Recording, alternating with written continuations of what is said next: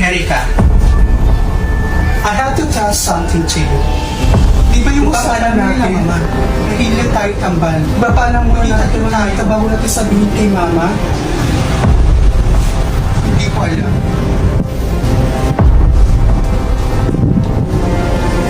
Alam ko pala lang dito ang katotohanan.